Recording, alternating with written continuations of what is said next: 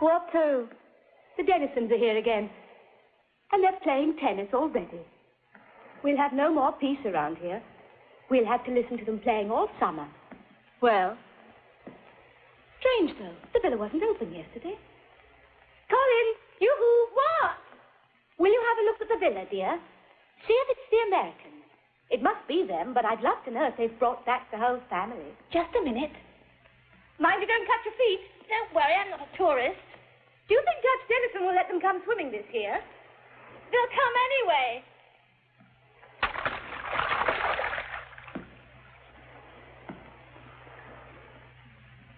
3 cheers! The windows are open, girls. Tomorrow I'll have one of those awful receptions. Oh. Hey! You can go if you like. I shan't. Yes, you will. You'll see. You'd be furious if they didn't ask you.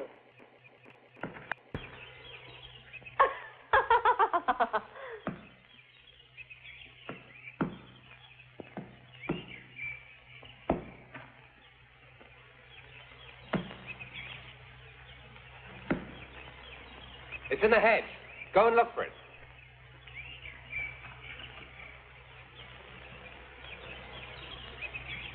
That was just a trick. I did it on purpose so I could talk to you. You haven't said a word to me since you got here. What's wrong, Claire? You weren't like this last year. A real gentleman would consider it his duty to forget that. However, there is something I would like to say. This summer, Robert will have to practice harder at the piano.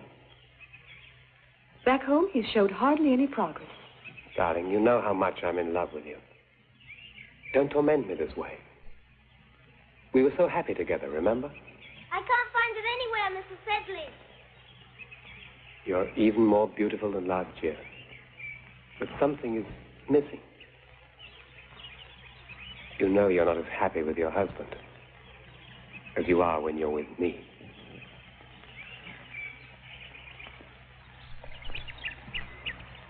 I think that's quite enough of your nonsense. If you can't learn how to control yourself, we shan't hesitate to replace you.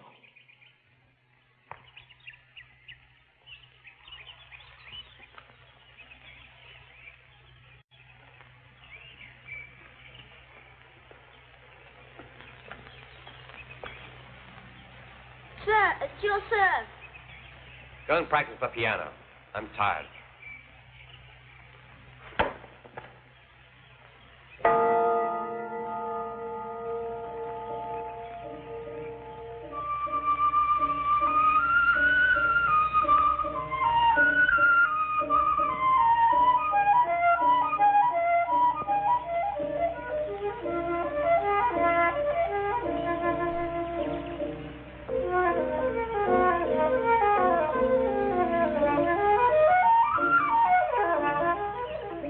What are you up to, Sarah?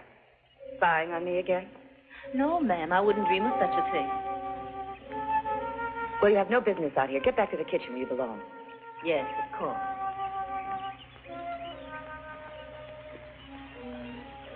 Irene, don't tell me you're spying, too. Oh, no. I'm only waiting for little Robert to finish his game so I can take him upstairs to bed. What's stopping you? They've already finished. Yes, Miss Evelyn.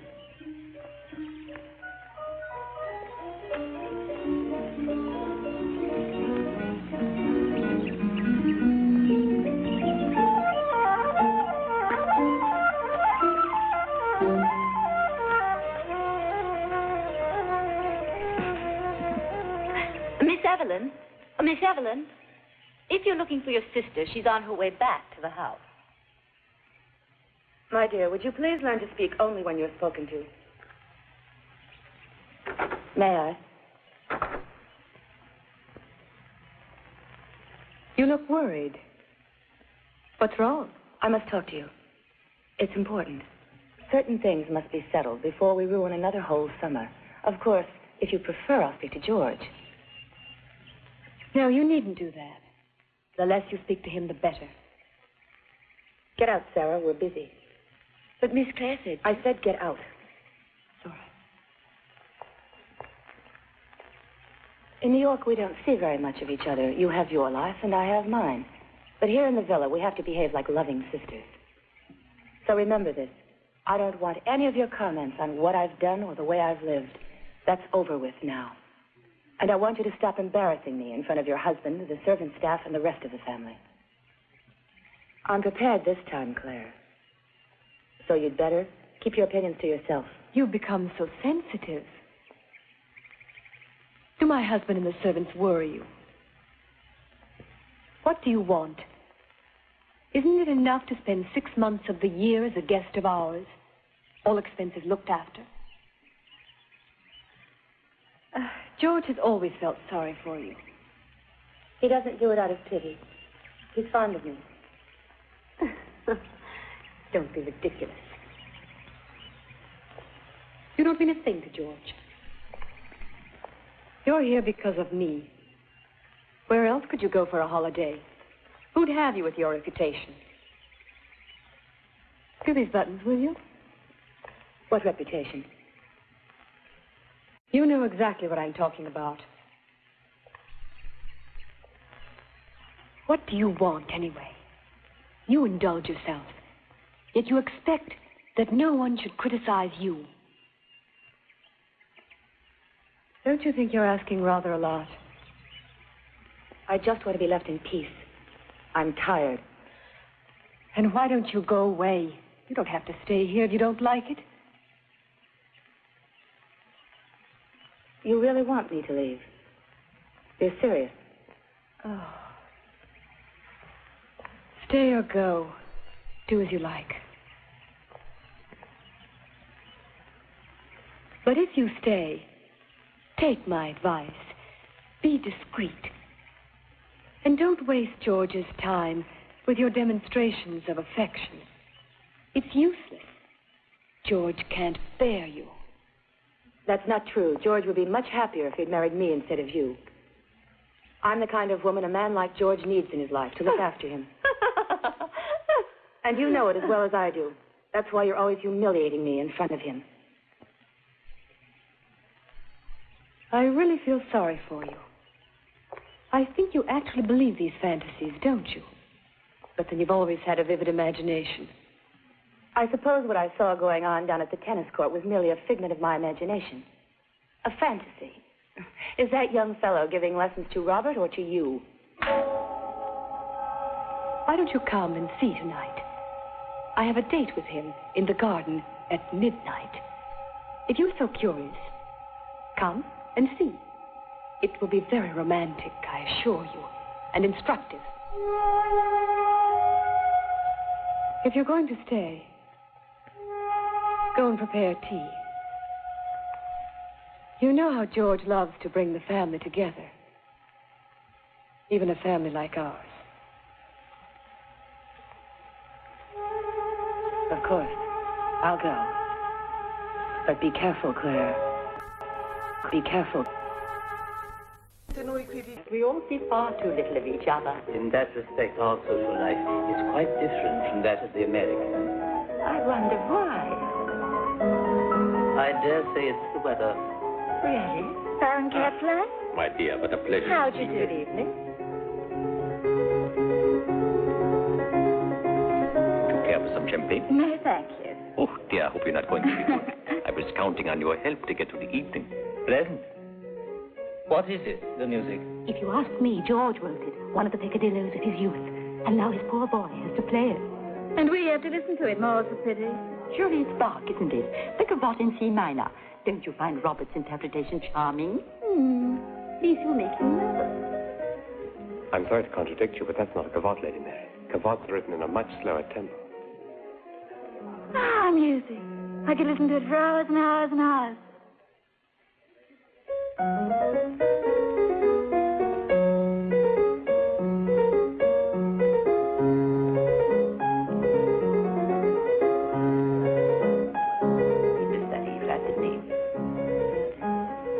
Needs more practice, that's all. Talent, yes.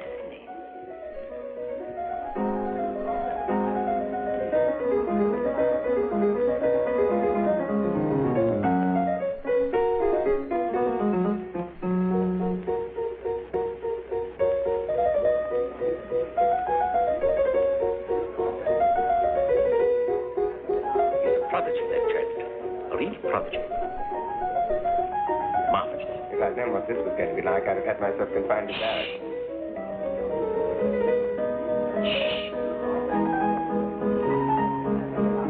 Mr. Sedley, does this last much longer? No. If only they'd taught the lad to play a waltz. Gets worse every year. It'll soon be a full-length concert. Oh, Baron, don't be wicked. Robert's an adorable little child and talented, what's more. Such a pity he always seems so lonely. Yes, you're right. Evelyn looks like she's on the warpath again.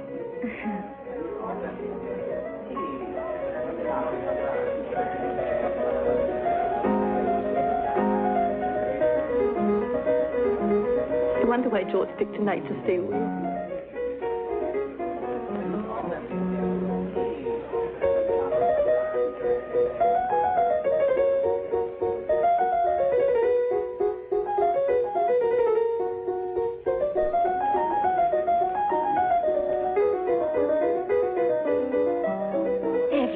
Younger and more beautiful every year.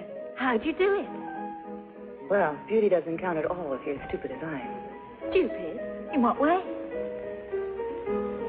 Because I can't act like everybody else. If only I could be a little more selfish. I won't change. There's no hope of that. I must say, I've never seen such a party. The lady of the house apparently melts into thin air. The master, doesn't deign to show up, and the guests are left on their own. Oh, didn't you know? That's the custom in America. Leaving the guests to amuse themselves is considered more polite, more democratic. Yes, but this isn't the States. It happens to be Cornwall. Still, we mustn't be hard on George. He's on the edge of a nervous breakdown, worn out from overwork. I believe he wants to quit his job, you know. I suppose he'll move here with the family for the whole year, like all those Americans who live on Capri. With the family? Or alone, maybe? More pedal, dear. More pedal. Cheer up. It's almost over.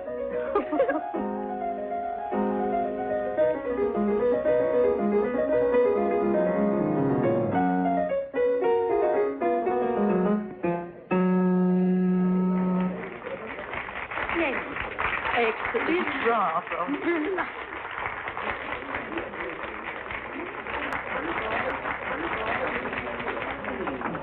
Nicola. Brilliant. Now, say goodnight, dear.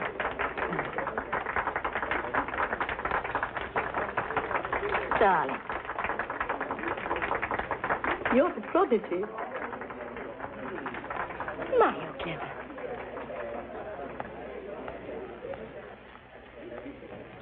Oh, that was just wonderful. You have a true touch of genius, darling. You never played so well before. You're not taking him away already. How unkind. Don't you want to stay here? Mrs. Dennison said he needs his rest. And she's right. The poor child's always exhausted by a performance. And Claire, I hope she's going to be coming down soon. We waited so long. When Robert's playing, she just hates being present. She becomes terribly nervous.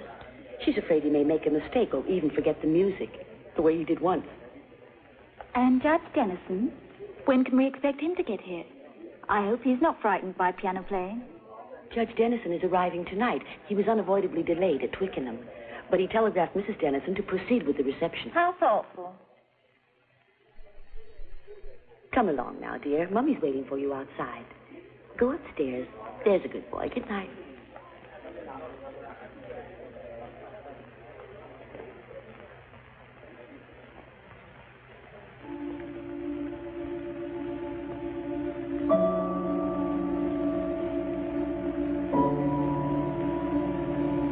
I don't want to go back down there, Robert. Tonight I'm going to stay with you. Till you're sound asleep, anyway. Thank you, Mommy.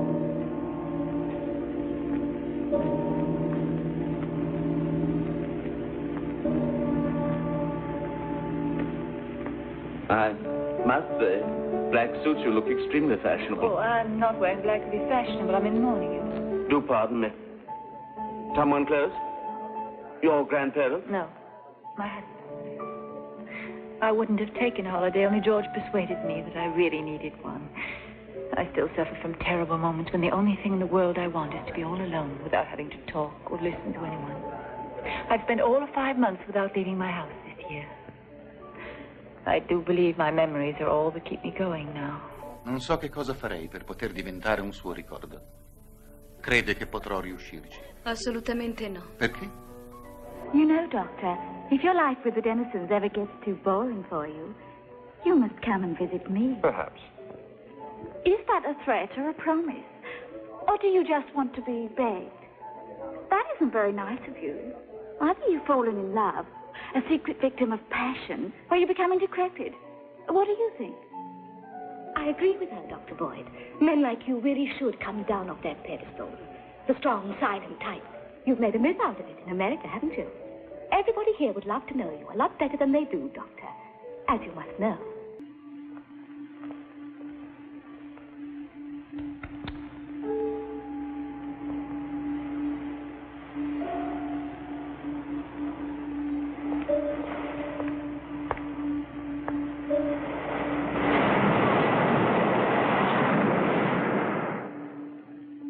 Can you turn on the light, please?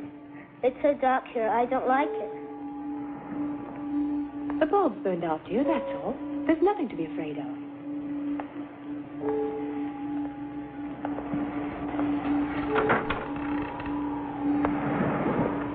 Who's there? Is that you, Sarah? Sarah?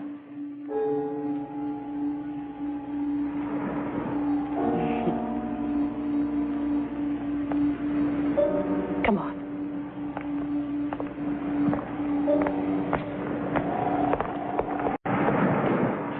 Listen. Who made that noise?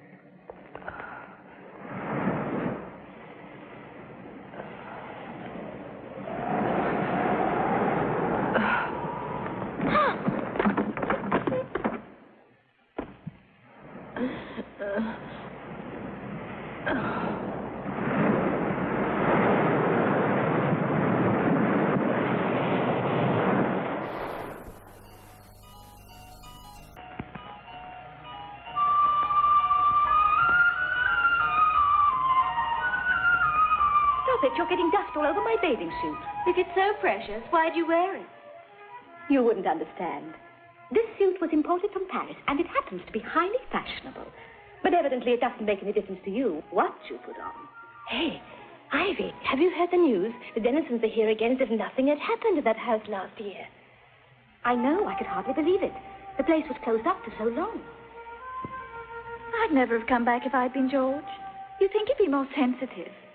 I'm astonished he didn't sell the villa last year. But that's the nurse who looked after the boy. Why bring her back now? My dressmaker told me all about it. George has found another girl with a child of Robert's age. Certainly didn't take him very long. Everybody thought he was still mourning for Claire and for his son. And now they say he's thinking of remarrying.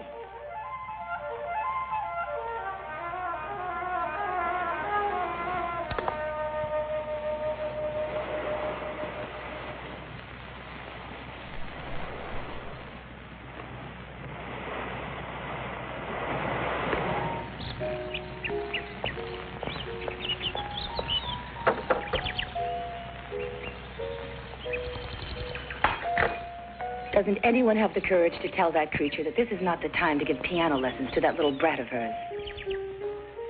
Come now, Evelyn. A little music is nice during lunchtime, and it's considered to be a luxury. Save the bedside manner for your patient, boy. And tell us frankly which team you're backing now. You must take something for your nerves, Evelyn. There's no disunity here. Boyd, you mustn't listen to Evelyn. Our family gets along very well together. At least we could pretend that we get along well together while we're having our meals. It would be a lot better for our health. Frankly, it would be better to be more tolerant of each other. How can you people put up with this situation without doing anything to interfere? And you more than the others, Florence. I'm beginning to think you want your son to go completely mad. If you don't do anything to get rid of that girl, who treats this as her place already, George will start to believe the illusion. He'll really imagine that he's found Claire again. You all must see it. She does everything to cultivate his delusion. Obviously, she'll stop at nothing to make him fall in love with her. That's not true. I think you're very wrong. She's been extremely polite. She doesn't bother us. And she keeps out of everybody's way. You're exaggerating, Evelyn. If that girl's presence were dangerous for George, I'd be the first person to worry. She's simply the living image of Claire. You should be glad that she's here. I'm not.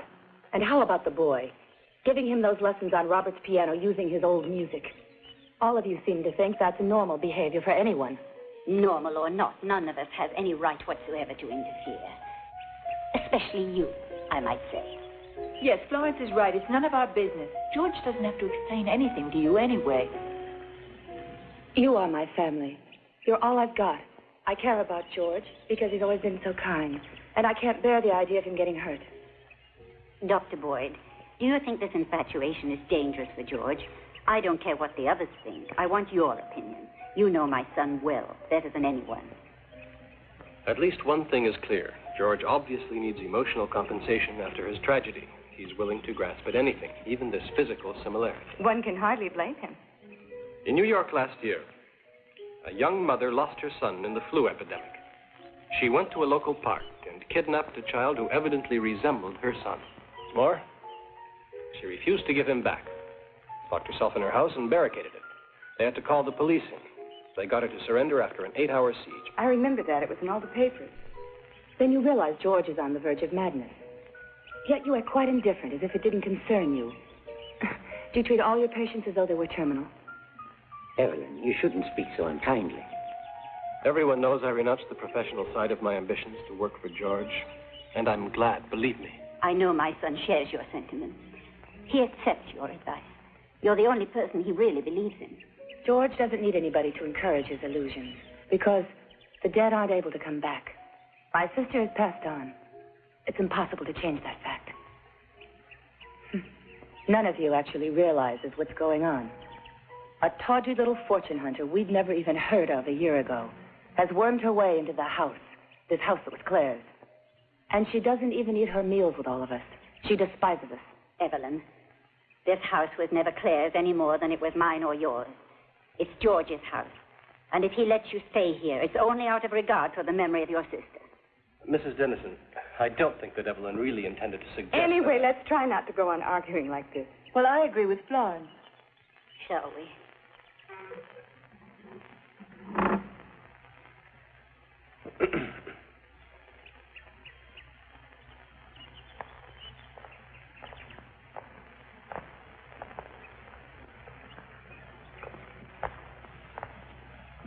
While we were in New York, I tried to convince my son that he really ought not to have that girl staying with us, but he was absolutely firm. He rejected my advice. However, I can't believe she needs to take over from anybody in this house. Where do you get such ideas, Evelyn? It's beyond me. Take over from whom? You don't understand me because you don't want to face up to it. You think I stay here because I'm dependent on your hospitality, because I've nowhere to go. If I stay, it's because I think George will be needing me. Doctor, I want you to tell me sincerely, and as plainly as you can, if you really believe that the presence of the girl might impair George's mental condition or impede a complete cure. Mrs. Dennison, when we have to treat someone like George, there isn't a great deal modern science can do. The medicine that he's been taking controls his emotional balance. But it could well be dangerous, and I must make careful use of it. I'm afraid it's the only remedy. George has suffered a truly terrible shock. I'm convinced that if the presence of this young lady helps George to relax a little, it would be a mistake to oppose it. Been listening at doors? You should be ashamed of yourself. I've been waiting for Miss Evelyn to call. I wasn't sure if I'd heard her. What's wrong with that? Remember who you're speaking to, if you please. Now back to the kitchen. I'm only doing my job. Oh, yes. Listen, the carriage. It's Judge Dennison.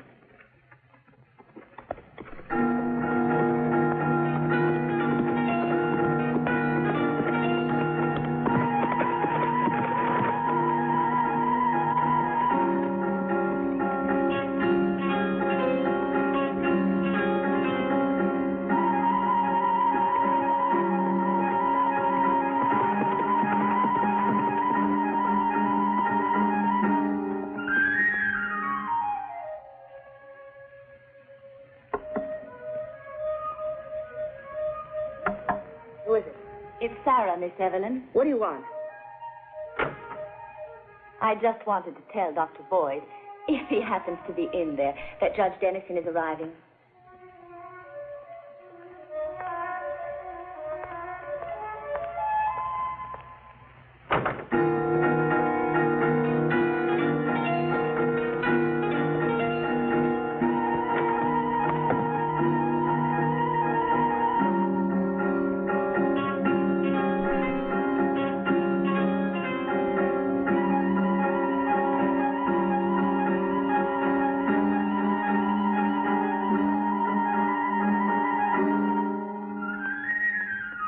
Dennison, sir, we found another of those horrible notes. What does it say? It's full of insults and threats. Put it with the others. We're getting quite a collection. But Judge Dennison.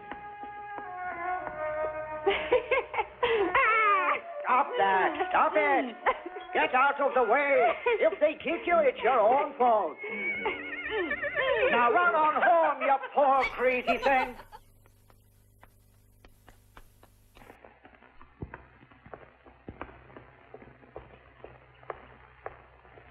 They found another one of those idiotic messages on the grounds today. Oh, the third since you got back. Neither you nor your family is too well liked around here. They say you're proud, unapproachable, foreigners who could do nothing better than to leave. You know. Your neighbors here in Cornwall, well, they'd fight tooth and nail to get their hands on your property if you offered to sell it. Well, in spite of that, I feel very well here. I really think I'm cured. Oh, I'm glad. I'm very glad. Actually, I received more or less official confirmation. Oh? Have you gone to see another doctor? Of course not. After a consultation, the board has offered me my old seat on the tribunal. Got word today. That is good news. But if you don't mind a little advice, please try not to work as hard as you did in the past. Don't you worry. The scotch? Yes, thank you.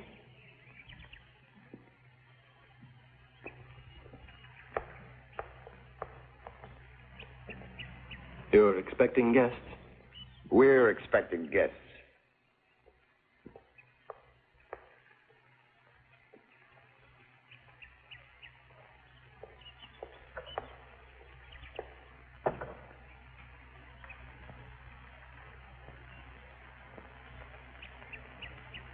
I think this bottle was full the day you arrived, wasn't it?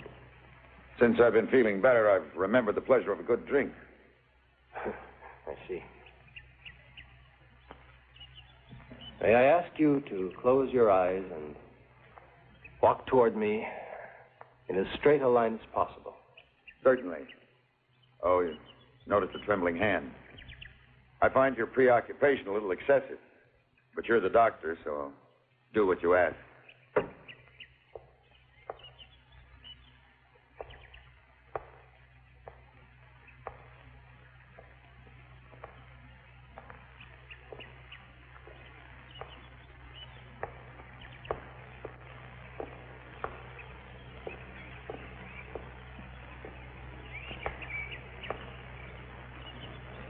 Perfect, wouldn't you say? Yes, perfect. You're trying to fool me. Why? Don't worry. Doesn't mean a thing. You're lying. Why? You're teasing me.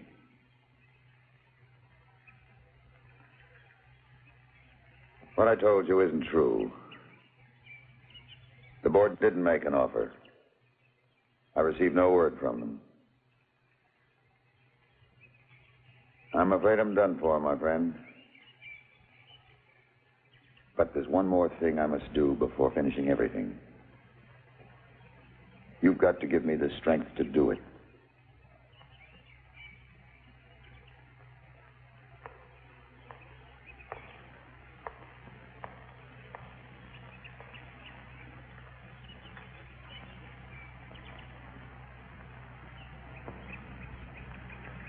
Without water?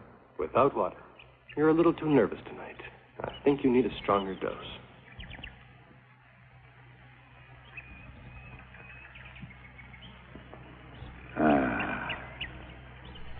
It's like the electric shock. Exactly.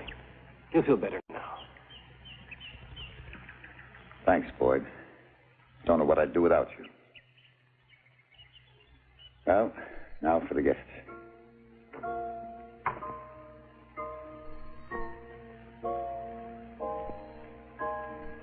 Mummy?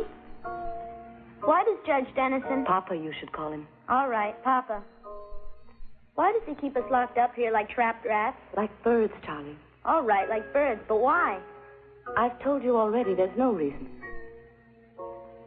That's the way he wants it. But why do you say I should call him Papa when he isn't my Papa? And why do you act so strange? And why don't you finish your dinner instead of asking so many silly questions, hmm? I must say it's all beyond me. I'm curious to know what you're going to be saying in a little while. Saying about what? If it's not indiscreet of me to ask. Have a little patience, and you'll see. Yes, sir. Would you ask my mother and the others to join us? Yes, sir. Tell me, why so many glasses? Are we going to have a party? Don't you think Anne deserves one? She probably deserves many more than one. More than all of us put together. A family reunion, then. With the assistance of the doctor. As your personal physician, I strongly advise you not to do anything that might... That might upset my psychic equilibrium? Don't worry.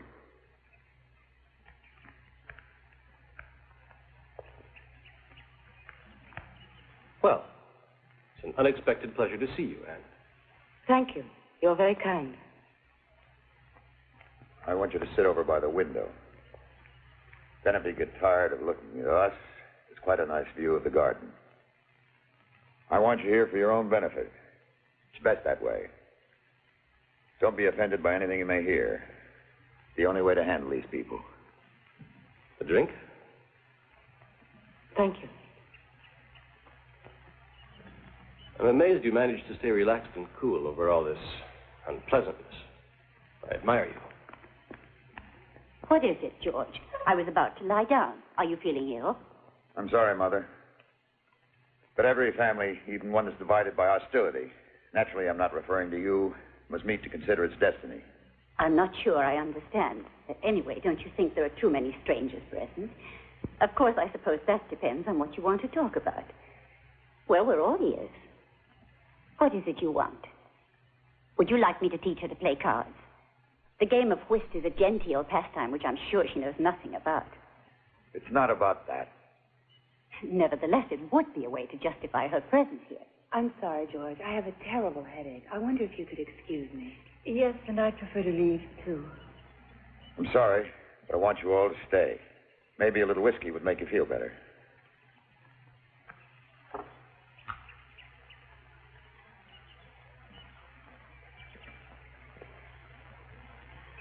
I've asked you all here because I have something to tell you. I've decided to marry Anne.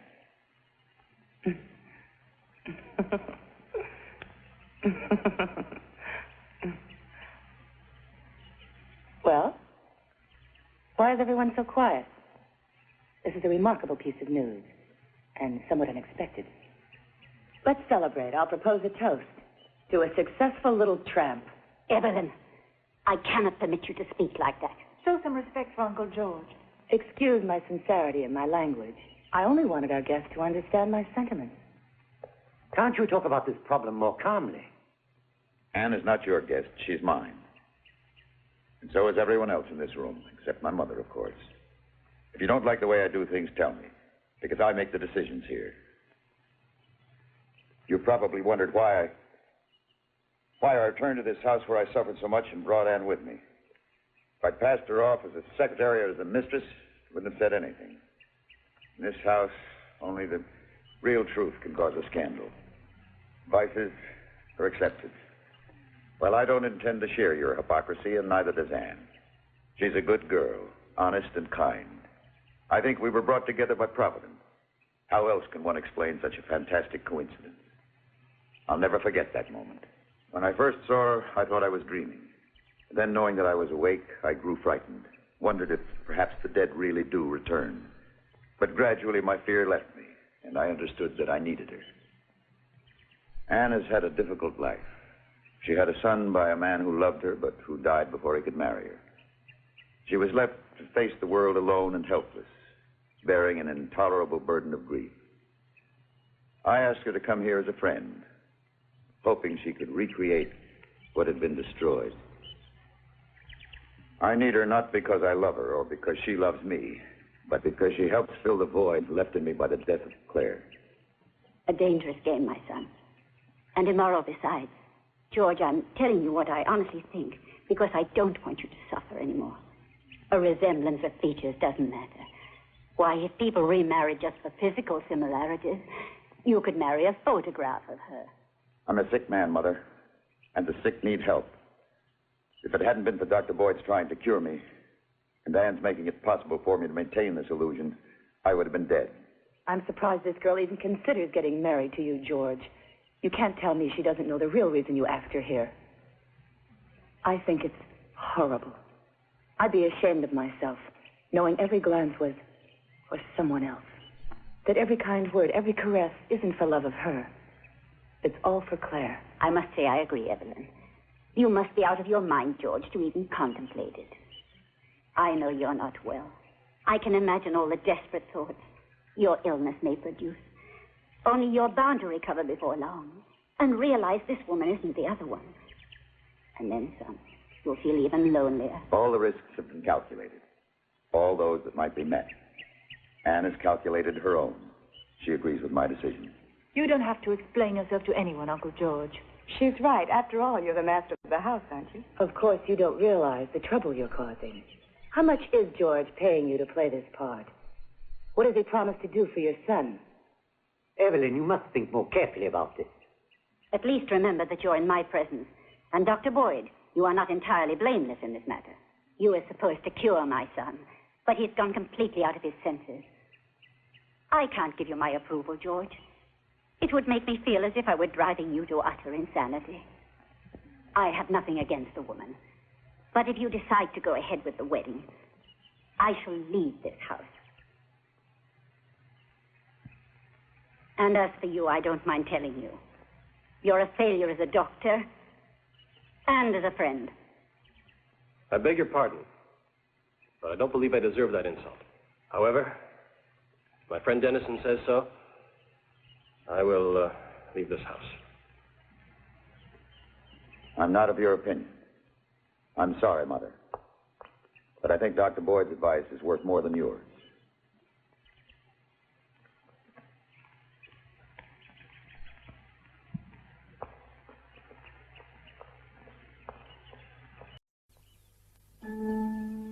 Hey, Charlie.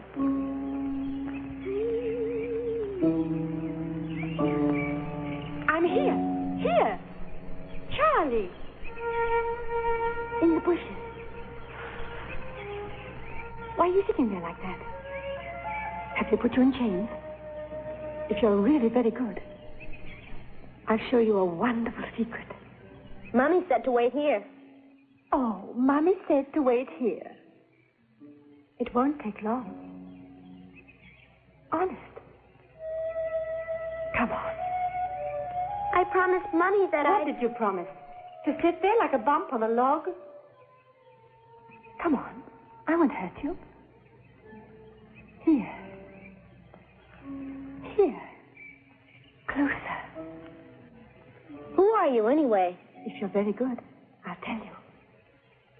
Everyone here thinks that I'm Ted's niece. But I don't believe any of them. I know who I am. I can become all kinds of things. A fairy, an animal. A star in the sky.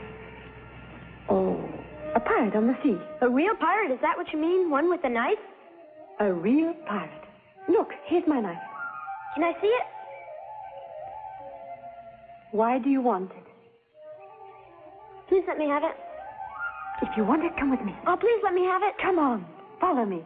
Where to? Why do you want to know where? What does it matter? Look. This way. Come on. In here.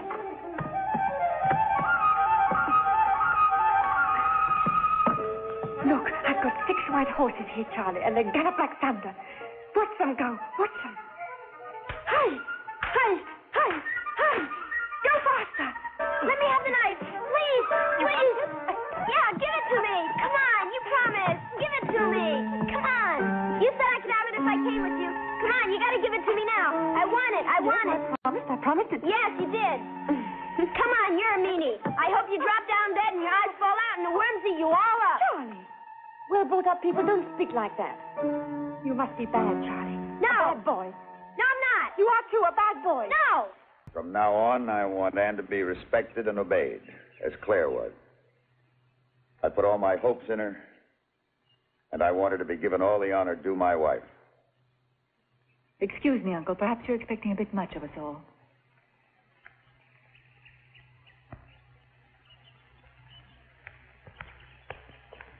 Next Sunday, I'll present Anne to my friends. I'm also writing to the States, and the announcement will be published in the papers. I'd think about it if I were you. It'll be too late afterwards to have second thoughts. No one is happier than I am, George. Congratulations, Anne.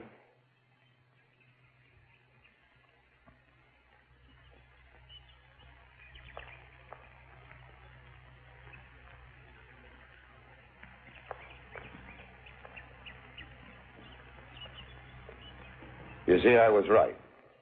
It was difficult, wasn't it? Yes. But you said it would be. Only, I didn't know there was so much hatred in this house. I know it's impossible for you to understand. Just don't dwell too much on what happened. I'm sorry for some of the things I said. However, it was an essential part of the plan. Naturally, there won't really be a wedding. But I had to make them believe that there would be. I've accepted our pact. I never asked any questions. And I don't intend to.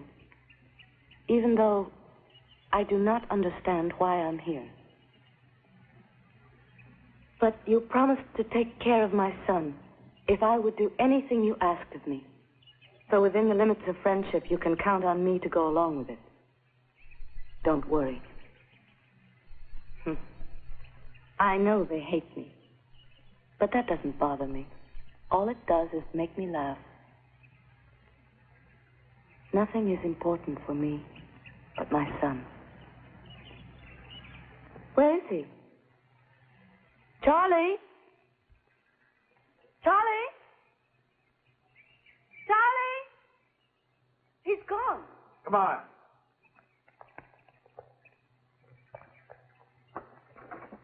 Charlie? Where are you? Charlie? Come on, Anne. What could have happened to him? Maybe he's hiding. You know how children are. Come on.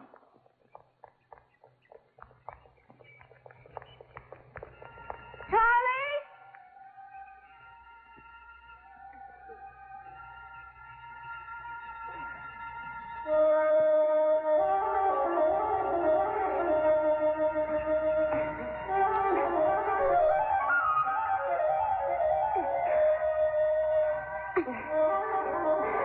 I'm going to kill you, Charlie. You thought I was just a silly girl. But I'm not. You know who I am? I'm a pirate. You hear? You hear? And I'm going to kill you. No, you won't. You can't. You're bigger than I am, but I'm smarter than you are. I'm going to kill you. Charlie? If something has happened to him in this damn house, everybody will pay for it. Anne, don't talk such foolishness. Nothing's happened to him.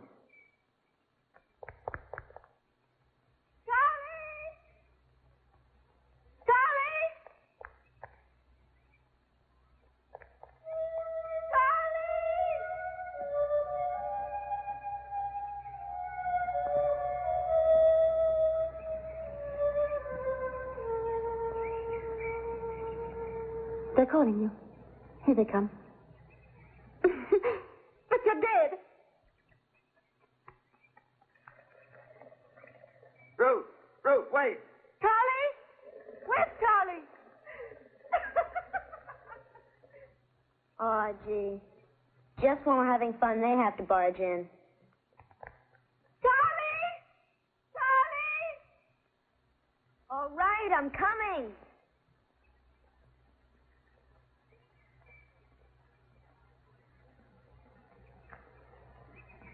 Charlie!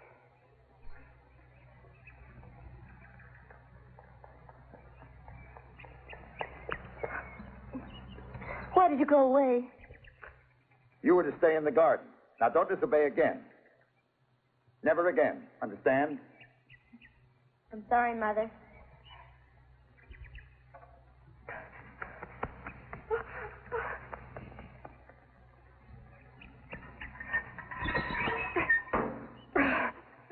Get up. Get up, Ruth. I only want to talk to you. I'm not going to hurt you. Now, get up. Come on, Ruth. Do as I say. Now, stop it. I'm your friend. I'd never hurt you.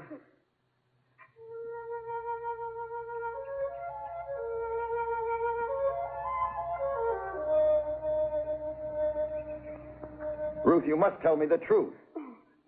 I know how much you cared for my wife. How can you protect someone who hurt her? You've got to tell the truth. My wife was wearing this the night she was killed. Someone took it off her. Was it you? No. Where did you find it? I saw one night. It fell on your private beach. I think they threw it off the cliff. Who was it? I never saw. It was dark. Don't hit me, please. I don't know. I don't know. I don't know.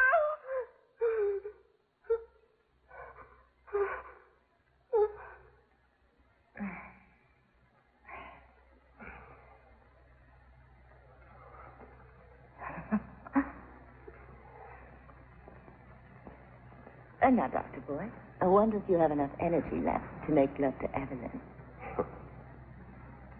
Listen, dear. Remember next time, don't put on that perfume. And please open the window before I visit you. It gets extremely hot.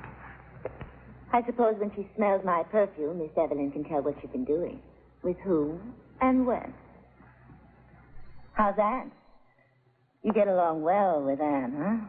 And you'd like to get along with her a lot better. Please keep your voice down. You don't want people to know that I'm in here with you, do you? If they did, who knows what might happen? I suppose you're afraid Evelyn might kick you out. Or are you ashamed of me, Dr. Boyd? What makes you act so high and mighty? You needn't think you're any better than me. You have to work for your money, too. Be quiet. You don't know as much as you think, Doctor. Evelyn doesn't care a thing for you. She has different plans for her future.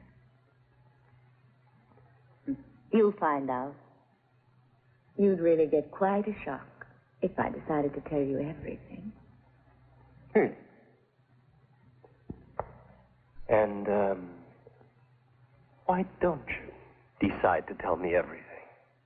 I'd be interested. Pay me for it, then, and I will. It's a pity you're such a stupid little girl. Thanks for the visit, Boyd.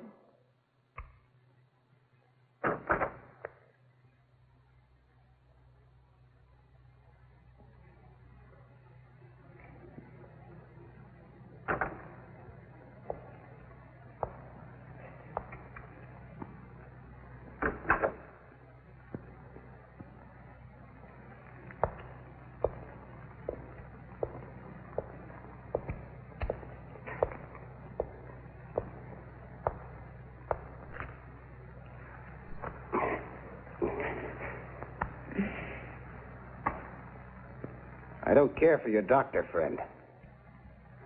Or the way he runs after all the women here. Don't you see what his game is? The others don't. He's fooled all of them. Evelyn's the only one who's caught on. Someday he's going to take over the place. And if he's been stringing you along, what's going to happen? I can handle Boyd alone. With my little finger. I've got him wrapped around it.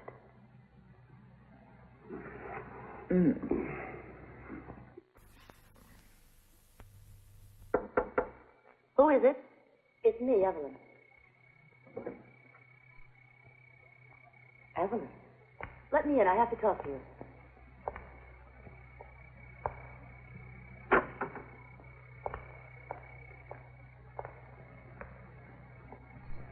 You're the last person I expected. It's no great pleasure for me to have to come here either, but it was necessary.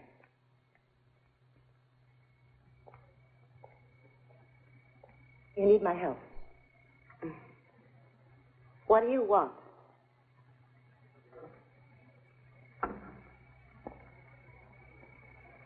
Anne, I have to warn you, you must get out of this house soon. You've been trying to convince me of that for quite some time now. But I have other ideas. I'm a little obstinate. Anne, where are you from?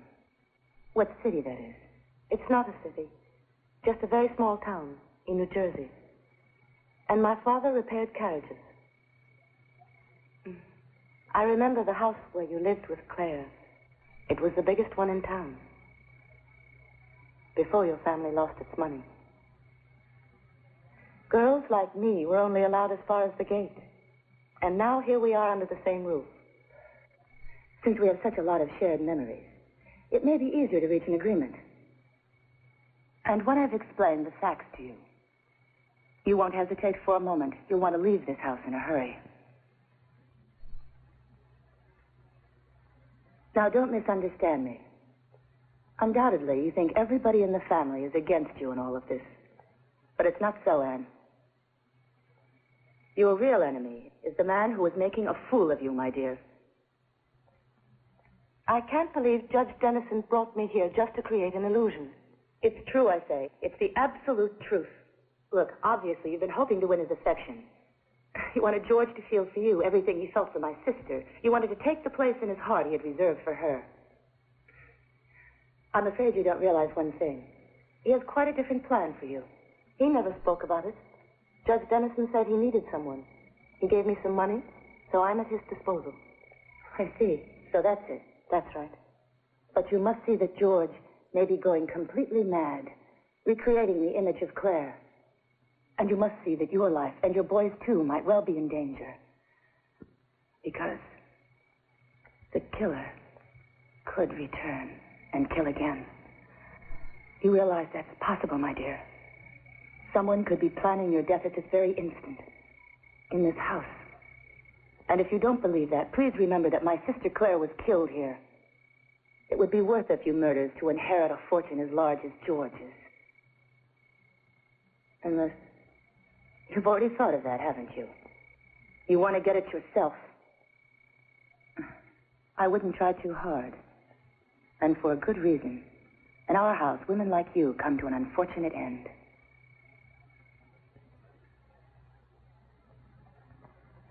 I managed to frighten our adventurers. Unless I'm wrong, I think she'll tell George today she's decided to leave this house.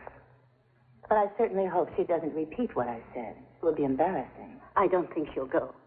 Why not? You don't understand that girl as well as I do. She has a heart as cold as ice, and she's capable of even more cunning than you have, my dearest Evelyn. And that's already quite a lot. Yes. You resent my presence. You'd prefer me to leave here. Go ahead, say it. You're Dr. Boyd's mistress, aren't you? And that's the only reason you want to remain here. Why else would you stay? I know that you care nothing for my son, and you cared nothing for your sister. How can you say that? Your heart is full of hatred, Evelyn. You've never loved anyone, not even yourself. Beware of what destiny may have in store for you in this house.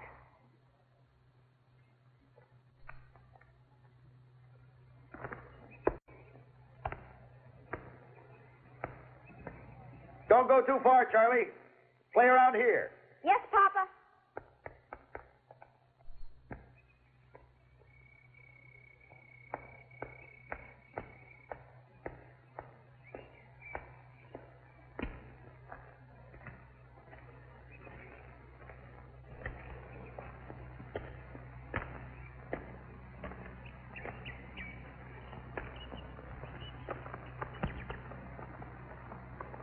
There's nothing to worry about here. We have all the privacy we need.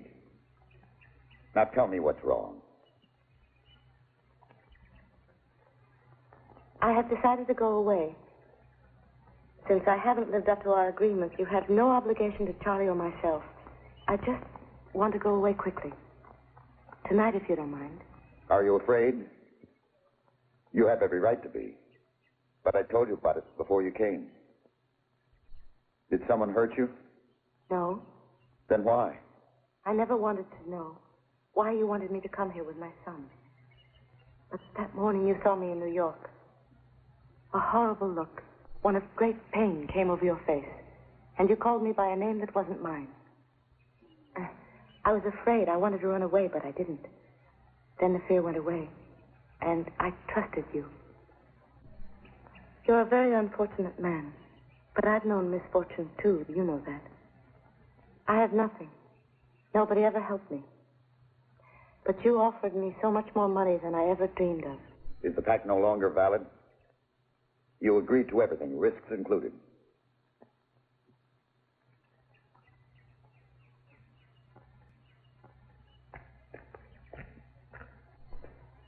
I never agreed to hurt you. I don't want to push you into a world that frightens me. What are you talking about? I am not Claire. And when you look at me, you shouldn't think about it. I don't know much, but at least I know one thing.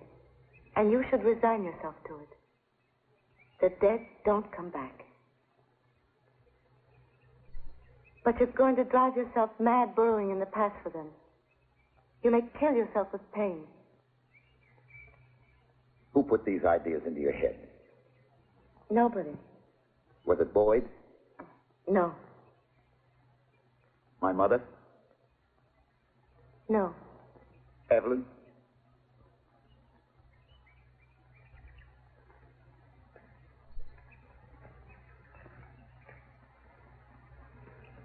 Please.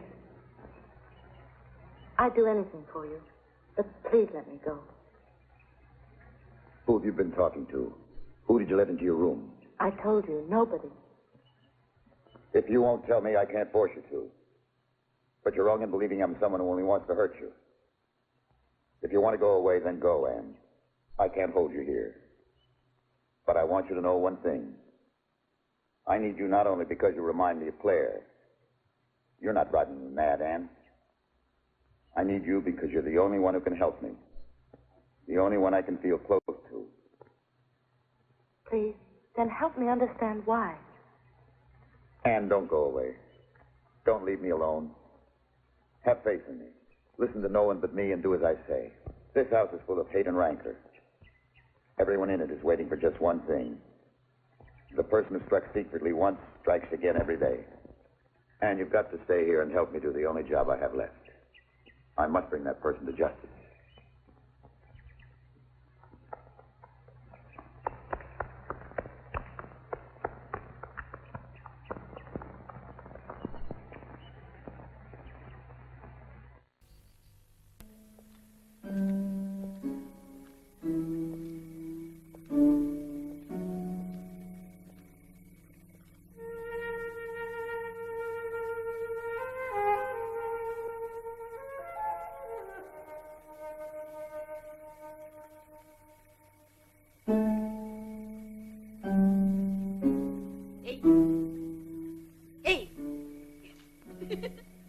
Cosa vuoi?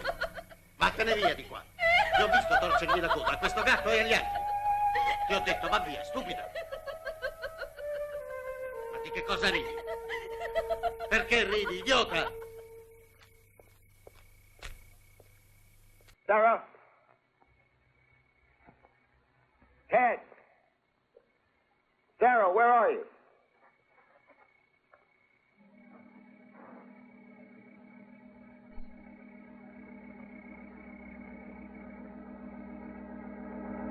Who's there?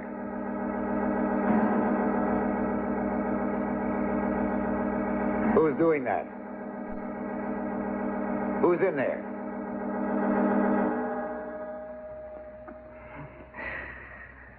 Excuse me, Althea. I just couldn't stand it any longer. Oh, this heat. On these hot nights, I have an awful time sleeping. And when I do sleep, I keep dreaming the strangest things all night. I think it's a mistake to be alone a lot. It's so nice of you to visit me. In this house, it's impossible to speak to anyone. I was afraid I might run into George. He would have thought I wanted to see him, I'm sure.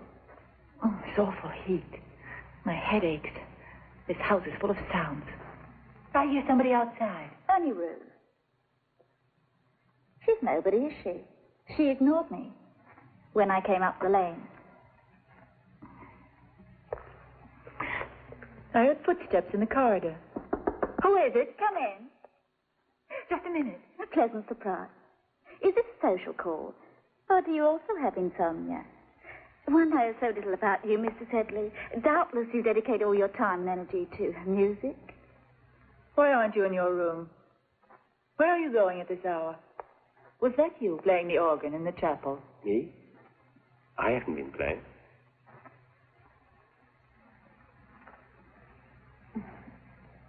Where are you going, Althea?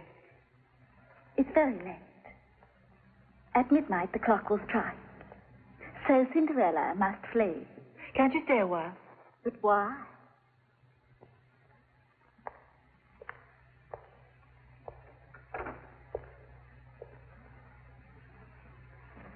Well, now, what's the matter? There's nothing for you to get upset about. What's the trouble? Get out of here. Don't touch me or I'll scream. Oh, come now, my dear. You must relax. I'll help you. Leave that alone. You don't need it. You have me. No, don't.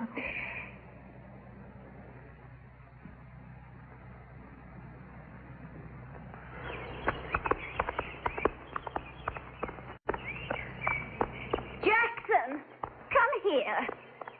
What a dreadful way to treat a horse. Yes, ma'am. If my poor husband had ever seen you handle a horse like that, he would have shot you then and there. Now get off and walk him back to the stable. What's the matter, Doctor? Is someone sick, or have you come to warn me against sunstroke? The sun's good for me. I'm sorry to disturb you, but it's important. These days, it's impossible to talk alone without knowing that someone's listening. But at least here in the open, there are no convenient doors for eavesdroppers. Get up, my dear. Dr. Boyd wants to sit down.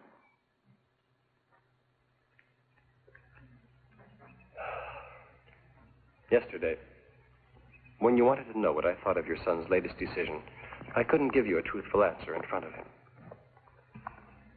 I have the impression that George's mental state is becoming extremely precarious. So you've finally realized it. Well, what are we to do for him?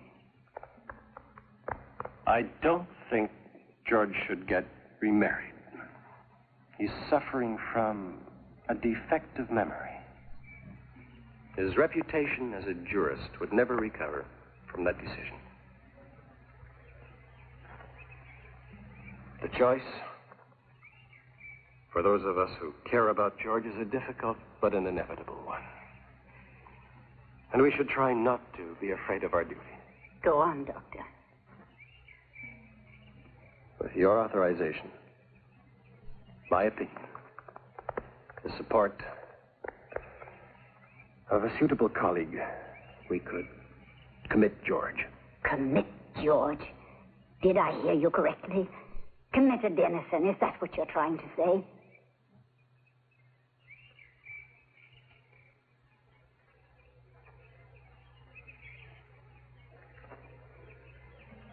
Temporarily, I mean. Just for the moment.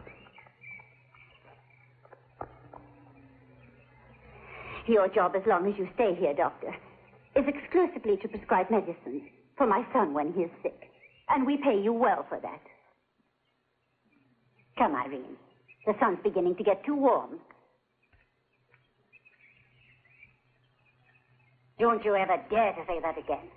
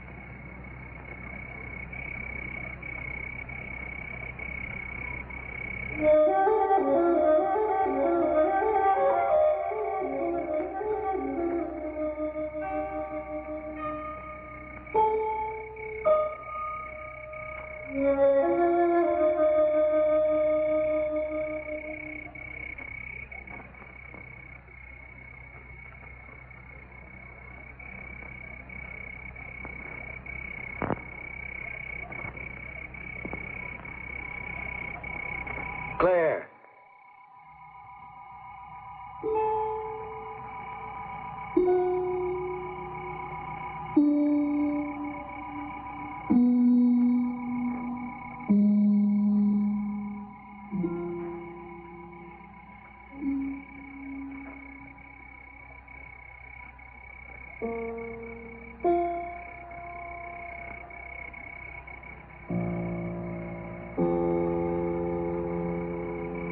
Only Anne.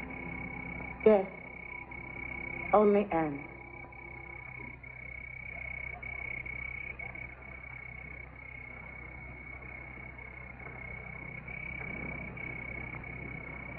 Tennis by moonlight. Very romantic. What do you think you're doing? I wasn't playing tennis. Then why are you here? Why the masquerade? Who were you trying to fool? I'm not trying to fool anyone. I was in my room reading, and I thought I heard someone playing tennis. That's no reason to wander around in the dark. What are we looking for? I thought you might be out here. I know sometimes when you don't feel well, you see things that aren't really there. Why don't you come right out with it? You think I'm out of my mind, Anne. That's not true. You thought I was the fool out here playing tennis. I didn't say fool. No. No, you didn't say it. But you thought it. You think I'm out of my mind, Anne. And this racket, did it fall from the sky? Or did it just happen to have it with you? Which is it? I found it behind a hedge. I did, really. What's the matter? In other words, it was a coincidence. You have an explanation for everything. Anne, please try to forgive me. Perhaps my mind really is going. No, of course it isn't. You're all right. Maybe I was wrong to come out here tonight. You said I shouldn't get mixed up in this. That was our agreement. Don't think I've forgotten. No, that isn't what upset me. It's only natural that you should worry and want an explanation. When Claire was alive, she used to play tennis every day with my son. She taught him to play. So when I heard that noise, I thought they'd come back here to play. And we're together again. Look what I found on the ground. It's another one of those diabolical tricks. It's been deliberately scratched. She really was very beautiful. They even tried to destroy her image. Whoever hates me in this house will stop at nothing.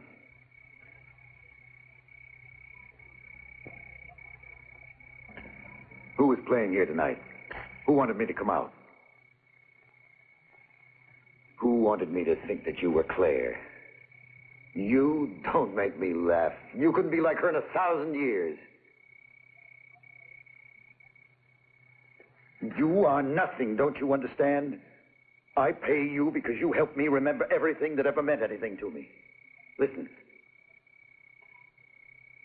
I don't want to marry again. I still want Claire. All you have to do is remind me of her. Help me grieve for her. And you can do that because nature made you so like her. I'll never let you go. You'll wear her dresses. You'll live in her rooms. You'll use her gestures. And you'll hate everybody in the place because everybody hates you. But I want whoever killed Claire to try again. You'll wear her perfume. You'll comb your hair the same way. You're young and beautiful, but I don't want you. I only want you to remind me of Claire. And I only want that for one reason. To help me find out who killed her. To bring justice back here. Just a minute. I want you to know one thing. You didn't discover me by accident. I knew all about you. The papers were full of the story. I knew I looked like Claire. I deliberately let you discover me and hoped you would speak to me. You tricked me. You know, you're cruel, Mr. Dennison.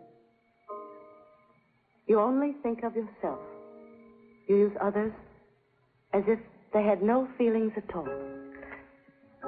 I did not trick or betray you. I knew you'd look for someone to replace the woman you'd lost. New York is a very small town in a way. Everyone knows everyone else's affairs.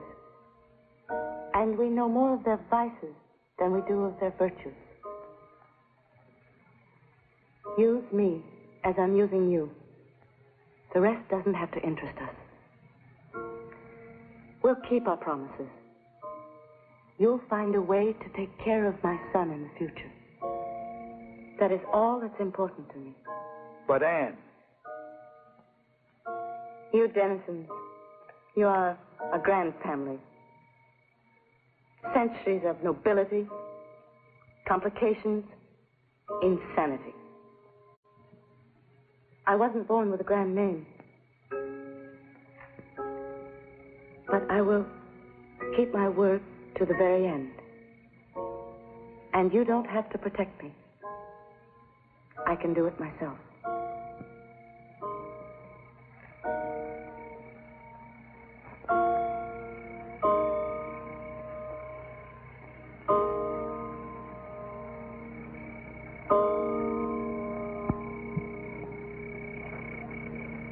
I intend to find out who it is in this house who is trying to make a fool of Judge Dennison with stupid infantile tricks and practical jokes. And when I do, that person is going to pay dearly. Do you understand? I gave strict orders to everyone. Night and day, watch the household so that nothing can go on without your knowing it. And what's the result? They're all doing whatever they feel like. Somebody was making a lot of noise last night. Who was it? I don't know, sir. Sarah and me didn't hear a thing.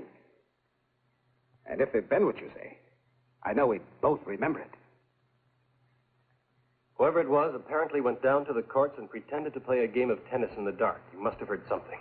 No, we didn't, Dr. Boyd. I swear we heard nothing at all last night. Not until the judge's fiancé went out there. She only went outside because she heard footsteps and doors slamming, and she was curious. Excuse me, but we just didn't hear any of these noises you described last night, sir. My room is in the east wing, and on that side I wouldn't hear any noise from the garden. Incredible. Evidently, you're all trying to suggest that Judge Dennison has visions. He sees and hears things that don't exist. What's your opinion, Sarah? I'd like to know if you think we can trust everyone who's living in this house. No, Dr. Boyd. I think there's someone in this house who wants to make trouble for us all. At the moment, I'm not sure who it is, but I'll soon know.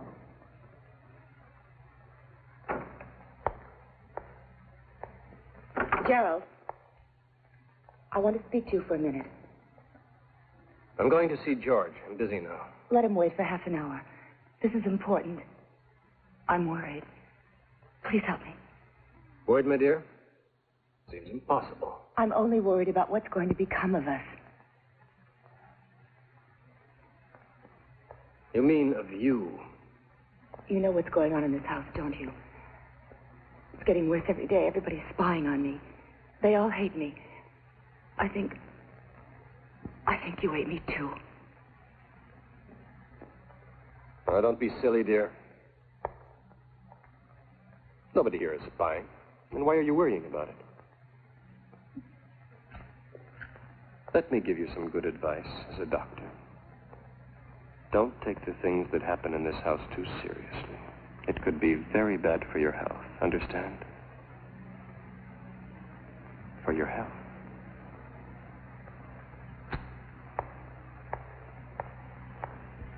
Well, here we are again, just like the fatal night. What's Judge Dennison up to, anyway? Must say, if this is a joke, it's in the most rotten taste. Come on, George isn't joking, you know. He'd just like to introduce all of us to his future wife. Yes, but why is he taking so long about it? We've been here for almost an hour. George leaves much to be desired as a host.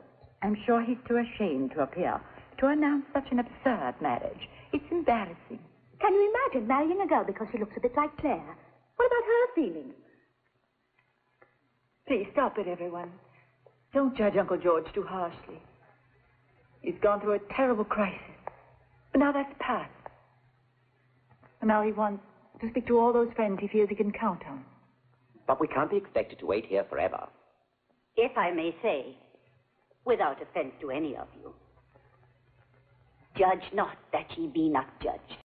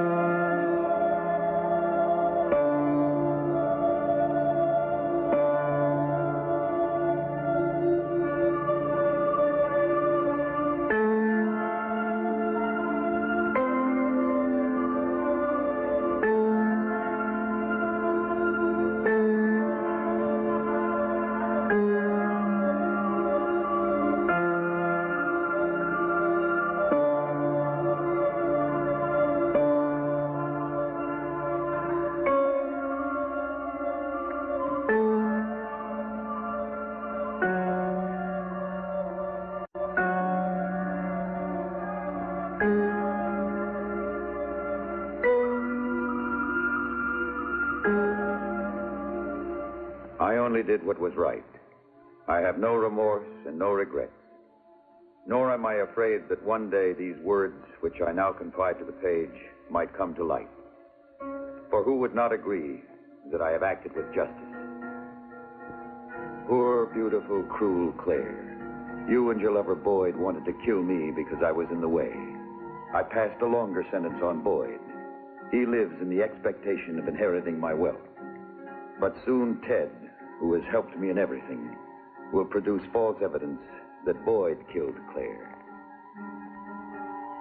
And Evelyn. I will not forget her cruelty and ambition.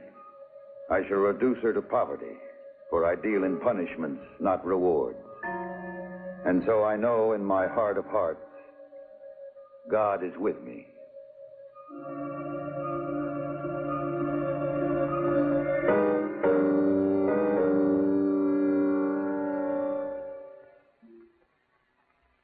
It was George who did it. I read it in his diary. It was George. He killed her,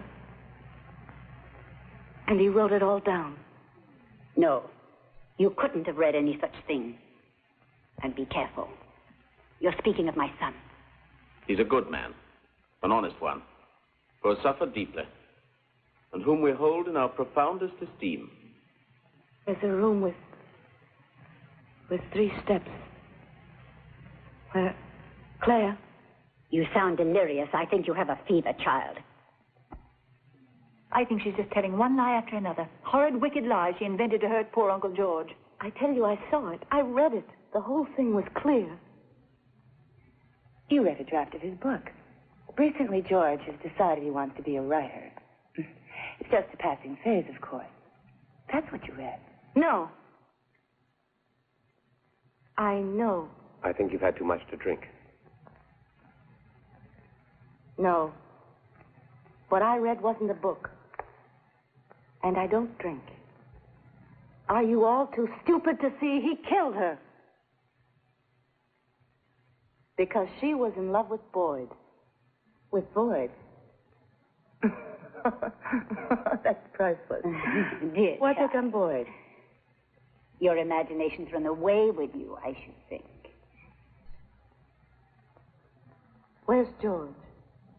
You had no business going into that room and interfering with Claire's things. That wasn't part of your bargain, was it? But where is George? Why don't you tell me? And where's Boyd? He's responsible for everything. I want to go. To get out.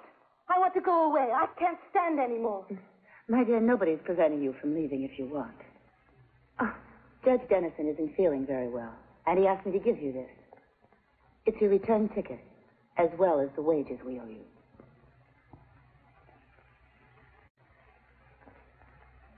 How can I go away? Now when it's clear what really happened. Really? Why do you want to stick to that silly story? What you read was the outline for a book. And if you'd been a little less ingenuous, you realized it immediately. And it's not as if I hadn't warned you. Boyd.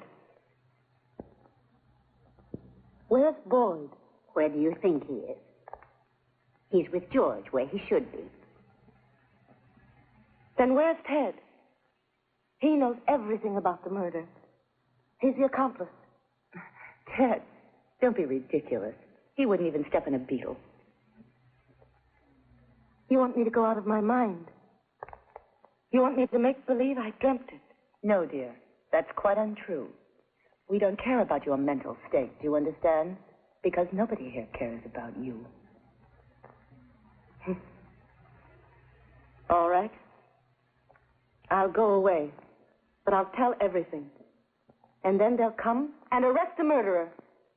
Yesterday they found the body of a vagrant who had died during the night of starvation, and he was carrying one of the earrings Claire wore the night she was murdered. There's no doubt he was the killer, and the earring was all he had time to steal. So you see, it was simply robbery and murder, and the police have closed the case.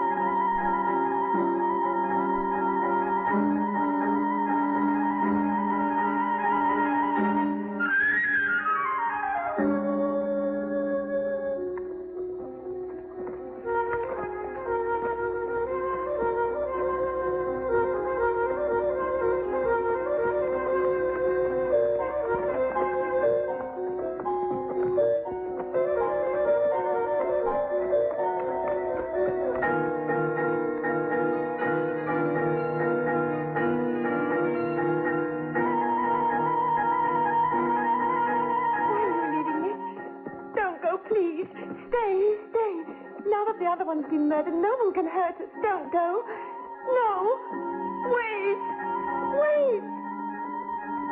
Crazy girl, she's going to get run over one day. Tell me something. Who really killed Claire? It was the judge, wasn't it? But everybody's afraid to tell. You must know. Please, who did it? Who killed Claire? Either they all did, or no one. Oh, I guess everyone was in on it, and you needn't go around telling the world who did it, because everyone did it, and everyone knows it, and that's the truth as I see it. And if you're wise, you'll agree.